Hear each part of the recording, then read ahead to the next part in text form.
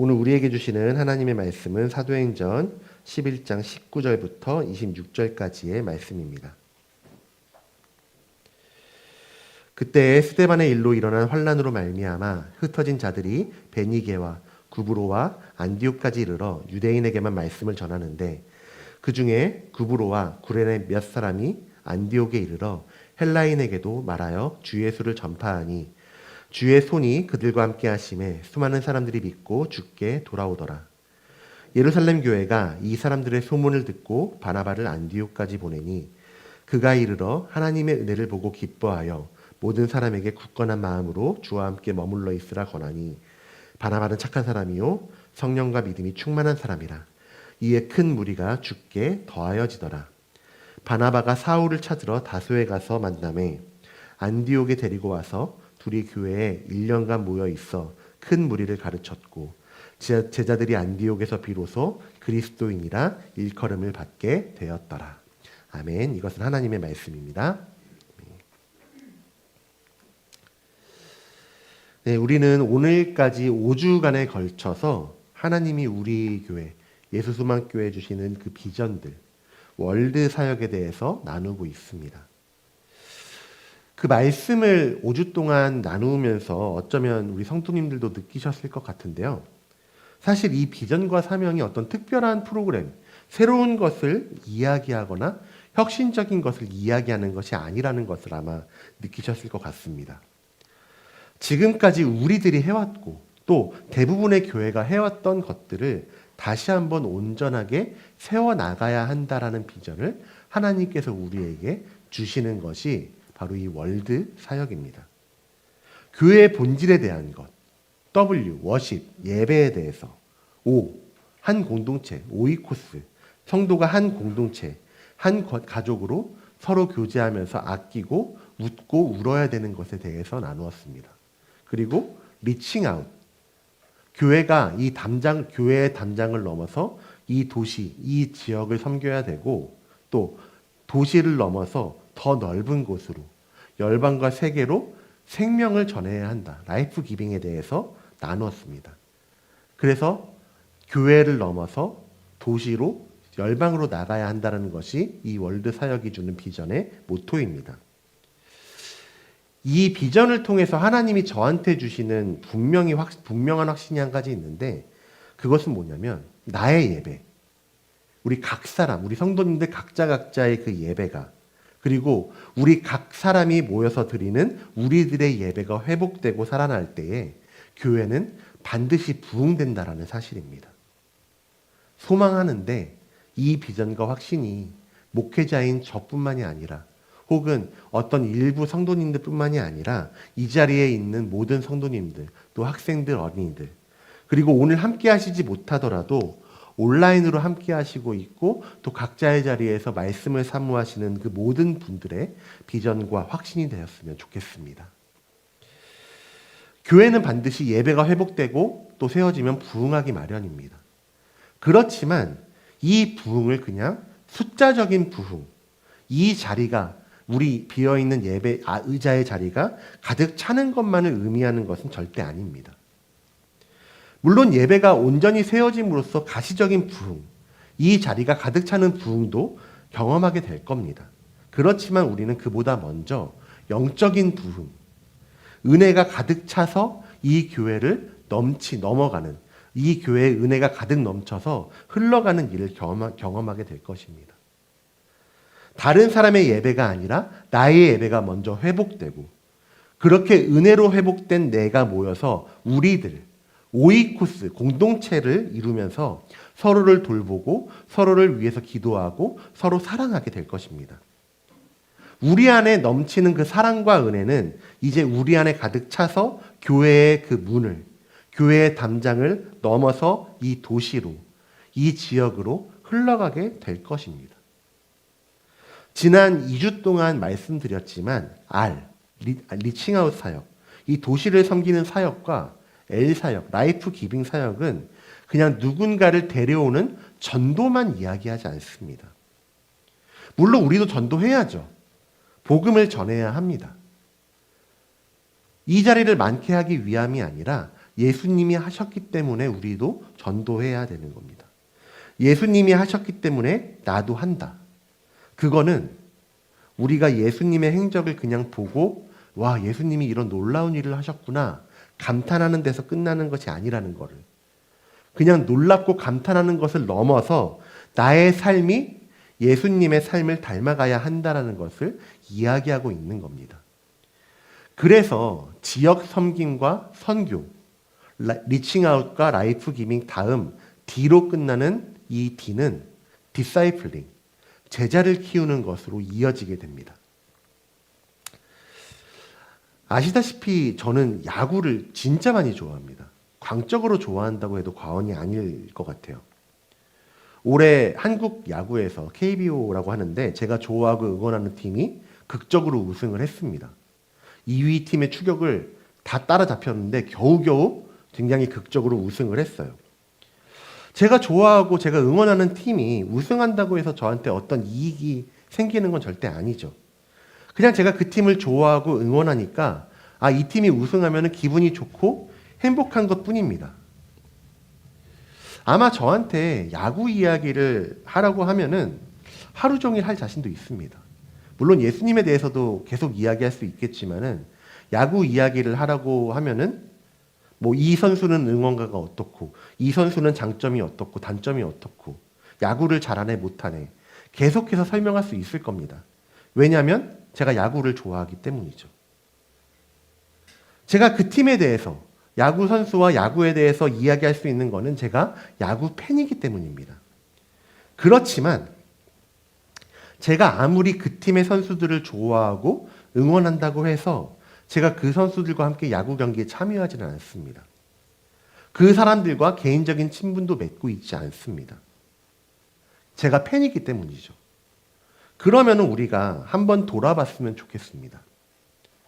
우리는 과연 예수님을 어떻게 대하고 있는가? 혹시 나는 예수님을 그냥 팬 정도로만 대하고 있지 않는가? 예수님에 대해서 감탄하고 좋아하지만 예수님의 삶을 그냥 보고만 있지는 않은가? 나의 삶을 한번 돌아봤으면 좋겠습니다. 예수님은 이 땅에 오셔서 혼자서 사역하지 않으셨습니다. 제자들을 부르셨죠. 제자들과 함께 사역하셨습니다. 예수님께서 제자들을 부르실 때 공통점이 한 가지 있습니다. 처음으로 부르신 제자들이 베드로와 안드레와 야고보, 요한 4명의 어부들이었어요. 이들을 부르실 때 예수님은 나를 따라오라 라고 부르셨습니다. 또한 세리였던 마태를 부르실 때에도 나를 따르라 라고 말씀하셨고, 요한복음에서 빌립이라는 제자를 부르실 때에도 나를 따르라 라고 말씀하셨습니다. 예수님의 이 말씀, 나를 따르라라는 말씀의 의미가 어떤 걸까요? 그냥 몸만 쫄래쫄래 따라가라는 의미일까요? 예수님의 말씀은 그런 것이 아닙니다. 단순히 몸만 따라오라는 것, 예수님이 가는 곳으로 따라오는 것 이상의 의미가 있습니다.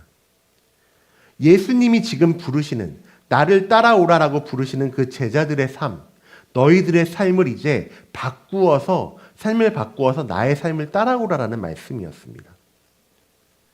베드로와 안드레, 야고보, 요한은 어부였습니다. 예수님이 부르실 때 그들은 그 삶을 바꿨습니다. 고기를 잡던 그물을 버려두고 또 배를 냅두고 자신들의 아버지를 남겨두고 예수님을 따랐습니다. 마태도 마찬가지였죠. 사람들한테 손가락질 받고 죄인 취급받고 무시당하는 세리라는 직업을 갖고 있었지만 사실 직업적인 측면에서 돈을 굉장히 많이 버는 직업이 세리였습니다. 그런데 예수님은 그 세리였던 마태에게 그것을 버려두고 이제는 삶을 바꾸어서 예수님을 따르라 하셨고, 세리였던 마태는 그 부르심에 순종해서 자기의 삶을 바꿨습니다. 나머지 제자들도 마찬가지였죠. 자기들의 생활, 삶을 바꾸어서 예수님을 따라 살았습니다. 제자들의 삶은 예수님의 팬이 아니라 말 그대로 제자의 모습, 그냥 예수님을 따라가는 것이 아니라, 예수님을 구경하는 것이 아니라 예수님의 삶을 살아가는 제자들의 모습이었습니다. 예수님의 제자들이 있었다는 것은 반대로 그 당시에도 예수님의 팬이 있었다는 것으로 이해할 수 있습니다. 그 당시에도 예수님의 팬들은 있었습니다. 오병이어의 기적, 예수님께서 물고기 떡 5개와 물고기 2마리로 많은 5천 명이 넘는 사람들을 먹이실 때 사람들은 그 예수님의 행하신 표적을 보면서 예수님을 선지자로 여기면서 예수님을 왕으로, 임금으로 삼으려고 했습니다. 그거를 성경에서는 예수님을 억지로 붙들어서 임금으로 삼으려 했다라고 기록하고 있는데, 예수님은 사람들의 그런 마음을 아시고 혼자서 산으로 떠나가셨다라고 요한복음 6장에서는 기록하고 있습니다. 사람들이 예수님을 임금님으로 삼으려고 했던 이유가 무엇일까요? 예수님이 표적을 보였기 때문에, 기적을 보였기 때문이었습니다. 떡 5개와 물고기 2마리로 사람들을 먹이는 기적을 보이면서 먹을 것을 주었기 때문이었습니다. 아마도 추측하기에 자기의 그 조상들, 광야에서 출애굽 당시에 만나와 메추라기가 하늘에서 내리던 그 조상들의 삶을 경험하는 것처럼 하나님의 은혜를 경험했던 이들은 그 아직까지도 예수님의 삶에 동참하지 않고 놀라운 이적만 요구했습니다. 기적만 보기를 원하고 있었습니다. 그런 사람들에게 예수님은 요한복음 6장 26절에서 이렇게 말씀하시고 있습니다. 예수께서 대답하여 이르시되 내가 진실로 진실로 너희에게 이르노니 너희가 나를 찾는 것은, 회중들에게 말씀하시는 거죠. 너희가 나를 찾는 것은 표적을 본 까닭이 아니요 떡을 먹고 배부른 까닭이로다. 예수님의 행하신 그 표적만 본 게 아니라 먹을 것을 얻었기 때문에, 먹을 것이 생기는 표적을 보았기 때문에 예수님을 찾고 있다라고 이야기를 하는 겁니다. 그러면서 예수님은 사람들에게 그저 먹을 것만을 바라는 것이 아니라 영원한 생명의 떡을 먹으라고 말씀하시고, 그 영원한 생명의 떡이 다름이 아닌 예수님이 자신이라고 말씀하십니다. 놀라운 기적을 행하신 예수님의 팬이 아니라, 먹을 것을 주는 예수님을 좋아하는 데서 끝나는 것이 아니라 제자가 되라고, 눈앞에 보이는 먹을 것이 아니라 영원한 양식을 쫓으라고 말씀하셨습니다. 예수님께서 행하신 표적의 의미에는 예수님의 제자가 되라는 의미가 담겨져 있었습니다. 그렇지만 예수님께서 이렇게 말씀하신 이후에 이 이야기의 결말은 이렇게 마무리됩니다. 그때부터 그의 제자 중에서 많은 사람이 떠나가고 다시 그와 함께 다니지 아니하였다라고 기록하고 있습니다. 그동안 예수님의 그 표적에 대해서, 오병이어의 기적에 대해서 그렇게 열광하던 사람들 대부분이 예수님을 떠나갔습니다. 왜냐하면 예수님의 제자가 아닌 팬의 모습이었기 때문이었습니다. 아까도 야구 경기를 예를 들어서 말씀드렸죠. 팬은 열광하고 응원하고 좋아하지만 자기의 삶 전체를 거기에 집중하지는 않습니다. 제가 아무리 야구를 좋아한다고 해서 제가 24시간 7일 내내 야구 생각만 하지 않는 것처럼 말이죠. 야구를 좋아하지만 저는 성경을 보기도 하고 다른 것들을 보고 가족과 더 많은 시간을 보내기도 합니다. 예수님께서 하신 일들을 느끼기도 합니다. 물론 야구도 좋아해요. 그렇지만 야구에 집중하지는 않는다는 겁니다. 예수님을 팬으로 여기는 사람들의 모습이 그렇습니다. 예수님이 행하신 일들을 보면 좋아하고 응원하지만 예수님을 전적으로 따르지는 않는다는 겁니다. 예전에 한 10년이 넘은 일인데 후배 하나가 좀 부탁을 했습니다. 일반 대학을 다니던 친구였는데 수업 중에 종교의 이해라는 수업이 있었대요. 그래서 수업을 따라가기가 너무 어려우니까 과제할 때 좀 도와달라고 이야기를 하더라고요. 그래서 그 수업을 진행하시는 교수님의 자료를 그 후배한테 넘겨받아서 봤더니 종교학 교수님이다 보니까는 어떤 다른 종교뿐만이 아니라 기독교에 대해서도, 하나님에 대해서, 예수님에 대해서 해박한 지식을 가지고 자료를 나눠주셨더라고요. 자, 그렇게 그 교수님이 예수님에 대해서, 하나님에 대해서 잘 알고 있다고 할지라도 그분이 예수님을 믿는다, 제자의 삶을 살고 있다라고 할 수는 없었을 겁니다. 지식적으로는, 머리로는 예수님에 대해서 알고 있지만 예수님을 그리스도로 믿고 있지는 않기 때문이었습니다. 어쩌면 예수님의 행하신 기적들, 이적, 표적에 대해서는 보고 있지만 그것에 대한 진정한 목적을 발견하지 못하면 사람들은 그저 예수님의 팬 정도로만 남아있을 수밖에 없을 겁니다. 예수님은 우리에게, 나에게 이런 팬이 아니라 제자가 되라고, 예수님을 따르라고, 나를 따르라고 우리에게 말씀하시고 있습니다. 예수님을 따르는 제자들, 삶을 전환시킨 제자들은 예수님이 직접 부르신 그 사람들만, 12명의 사람들만 해당되는 것이 아닙니다. 초대교회의 성도들, 사도들을 통해서 또 성도들을 통해서 복음을 듣고 예수님을 구원자로 영접하고 예배드리면서 주님 안에서 교제하고 은혜를 흘려보내는 그 사람들, 초대교회의 성도들이 바로 예수님의 제자들이었습니다. 우리는 초대교회의 성도, 그리스도인이라고 불렸던 사람들의 삶을 통해서 팬이 아닌 제자의 삶이 무엇인지, 그리고 오늘날 우리들이 교회가 어떻게 살아가야 하는지를 발견할 수 있습니다. 우리가 사도행전 2장을 통해서 나누었다시피 초대교회는 하나님을 찬미하고 서로의 필요를 따라 나누고 교제하며 돌보는 삶을 통해서 구원받는 사람, 믿는 사람들이 날마다 늘어나는 그런 공동체였고 사람들에게 칭송을 받는 교회였습니다. 그렇지만 사람들의 칭송을 받고 믿는 사람들이 날마다 늘어났다고 해서 그들의 삶이 순탄하지는 않았습니다. 사도들, 제자들은 성전에서 예수님에 대해서 전파하고 가르치다가 잡혀서 감옥에 갇히고 능욕을 당하기도 했습니다. 스데반 같은 경우는 잡혀서 공회에서 예수님에 대해서 사람들에게 전하면서 회개하라 선포하다가 돌에 맞아서 순교하였습니다. 스데반의 순교 전에도 암암리에 그렇게 교회를, 기독교인들을 핍박하던 교회에 대한 박해는 이 스데반의 순교 이후에 본격적으로 드러내놓고 핍박하고 탄압하기 시작했습니다. 사울, 우리가 잘 알고 있는 그 바울은 회심하기 전에 그렇게 박해를 당하는 교회를 잔멸하였다라고 성경을 기록하고 있습니다. 잔멸하였다라는 의미가 어떤 의미냐면은 사자가 먹이를 물어뜯을 때 굉장히 강하게 물어뜯을 거 아니에요? 그런 것처럼 사자가 먹이를 물어뜯는 것처럼 교회를 핍박하였고 그렇게 남녀노소를 막론하고 사람들을 잡아서 끌어다가 감옥에 넘겼다라고 성경은 이야기하고 있습니다. 이 일로 말미암아서 초대교회 성도들은 여기저기로 흩어졌습니다. 지난주에 나눴던 것처럼 핍박과 박해를 피해서 도망쳤으면 상식적으로 조용히 숨어 있거나 아니면 내가 힘을 키워서 그 박해를 이길 수 있도록 힘을 키우거나 심할 경우에는 믿음을 포기할 수도 있었을 겁니다.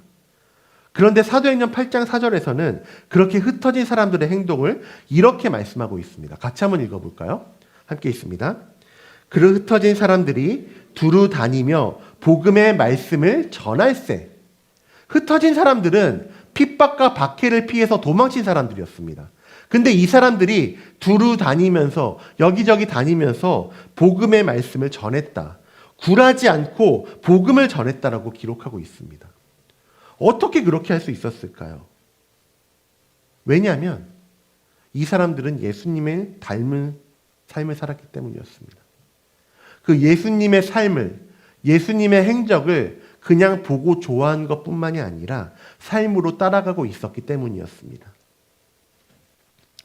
예수님은 이 땅에 오셔서 하나님 말씀을 가르치시고 천국 복음을 전파하시고 백성 가운데 모든 병과 모든 약한 것을 고치셨습니다. 이 사역을 특정한 누군가에게만, 유대인에게만 하신 것이 아니죠. 유대인의 경계를 넘어서 이방인에게까지 복음을 전하셨습니다.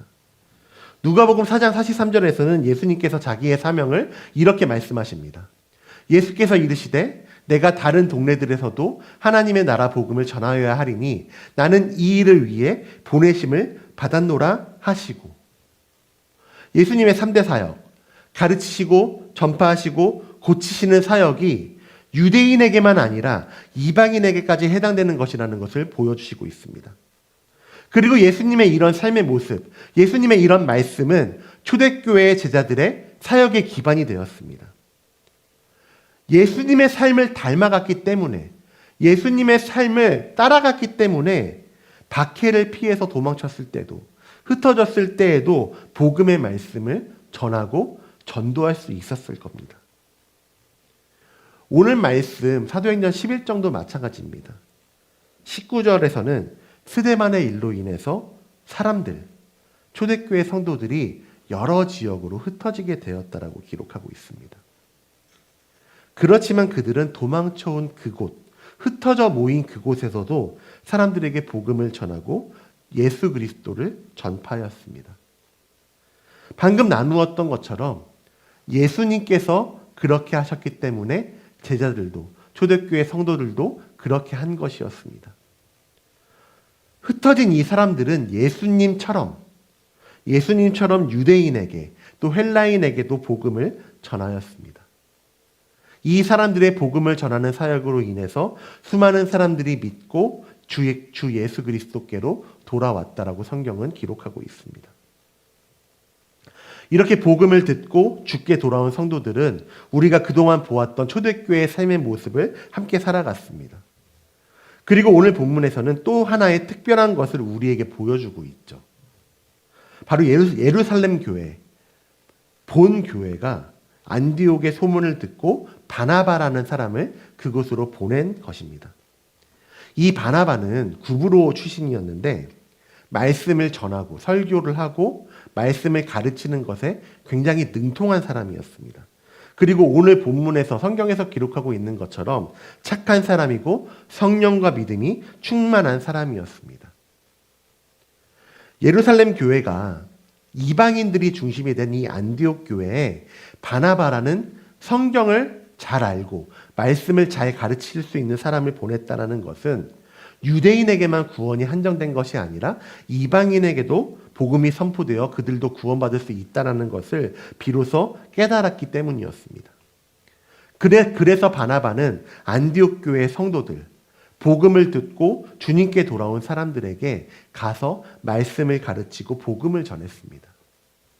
오늘 말씀 23절에 보면은 굳건한 마음으로 주와 함께 머물러 있으라라고 권하였다라고 기록하고 있죠. 바나바는 안디옥으로 와서 그곳에 모인 사람들에게 제자 훈련을 시킨 겁니다. 말씀을 가르치면서 그 사람들을 예수님의 팬이 아니라 예수님의 제자로 가르친 겁니다. 핍박과 박해를 피해 흩어져 모인 사람들이 전도한 것은 그냥 교회를 만들기 위함이, 교회를 구성하기 위한 것이 아니었습니다. 그저 예수님을 닮은 삶을 살아간 것이죠. 예수님께서 그렇게 하셨기 때문에 이 사람들도 그렇게 하신 겁니다. 그리고 교회는 예수님을 닮은 사람들로 인해서, 전도된 사람들로 인해서 결국 이 사실을 가르치고 전해야 하는 겁니다. 어떤 것이냐? 예수님을 닮은 삶을 살아가십시오. 예수님의 팬이 아니라 예수님의 제자가 되십시오. 라고 가르치고 있었고, 오늘날의 교회도 그것을 가르쳐야 하는 것입니다. 이 일로 인해서 안디옥 교회에는 큰 무리가 죽게 더하여졌다라고 기록합니다. 그래서 더 이상 바나바 한 사람으로서는 예수님의 제자를 만들어가는 일이 불가능하게 되었습니다.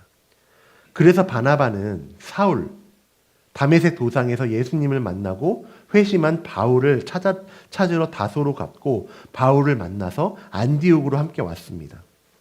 우리 함께 25절, 26절 말씀을 통해서 그렇게 안디옥으로 왔던 바나바 바울이 어떤 것을 했는지 함께 보겠습니다. 같이 한번 읽어보실까요?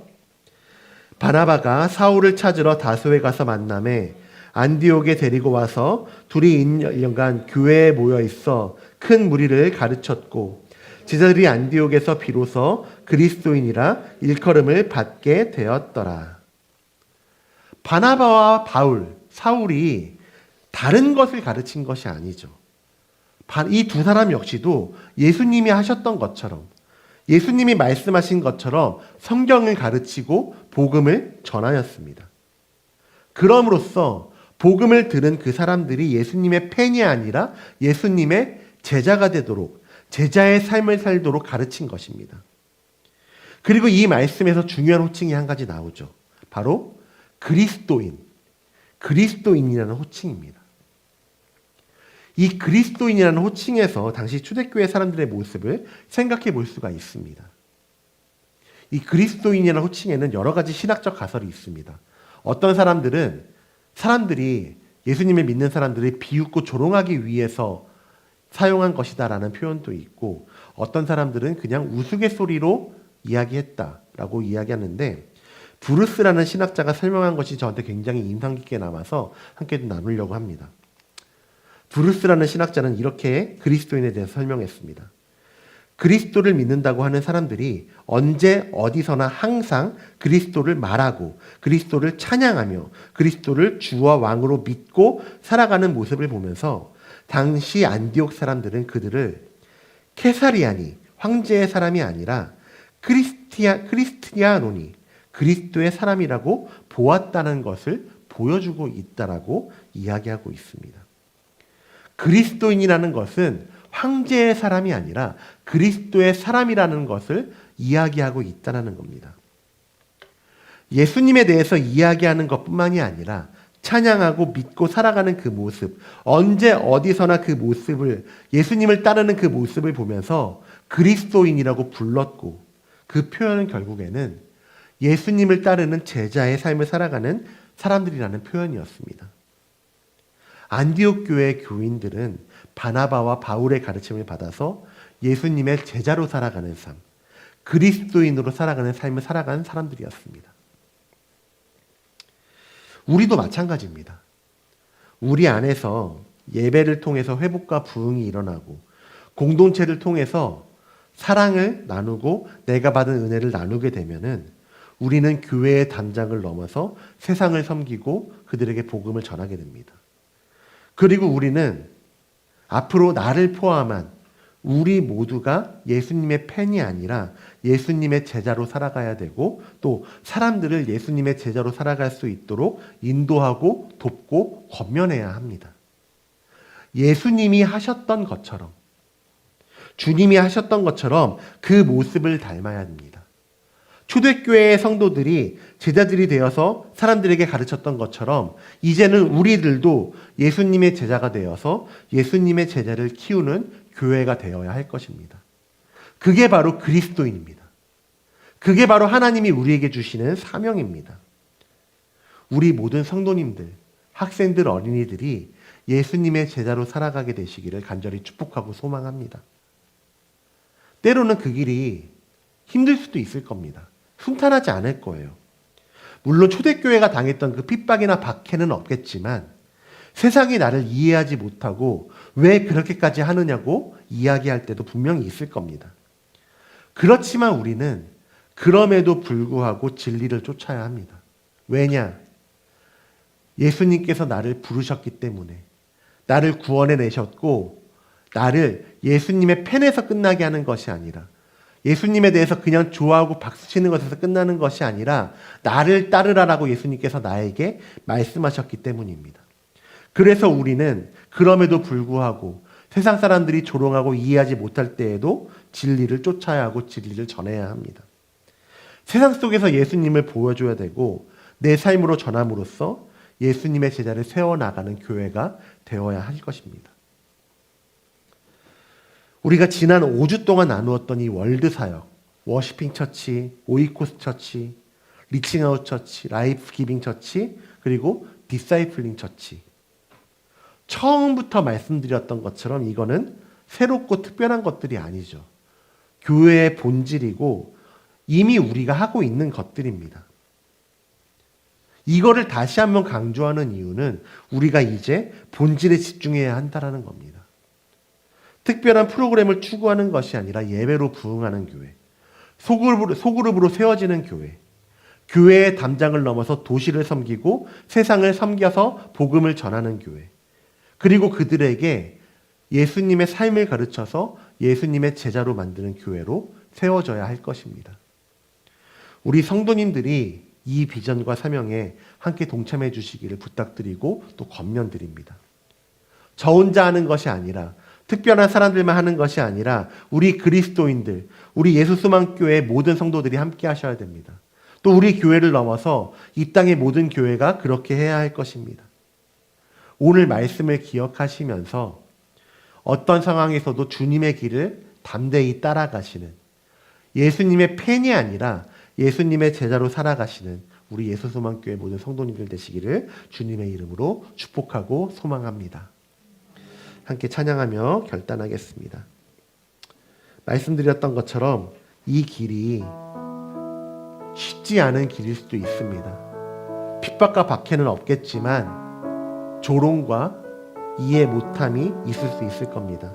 그렇지만 주님이 나에게 말씀하셨기 때문에 우리가 이 찬양의 가사로 결단하며 고백했으면 좋겠습니다. 나는 주님의 길을 가겠습니다.